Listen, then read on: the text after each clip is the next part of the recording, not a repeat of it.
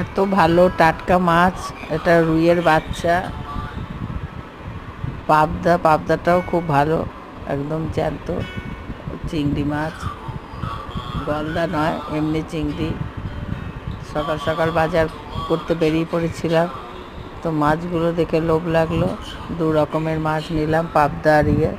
তো সত্যি ভালো ছিল, আর বাজারও খুব ভালো, টাটকা টাটকা। এখানে তো মানে মোড়ের মাথায় অল্পই পাওয়া যায়, যেটুকুনি পাওয়া যায় সেটুকুনি যথেষ্ট, নাহলে সেই অনেক দূরে বাজারে যেতে হবে। হাতের কাছে যেটা পাওয়া যায় সেটাই ভালো। সকাল সকাল বেরিয়ে পড়েছি, কারণ শুনছিলাম ঝড় আসবে।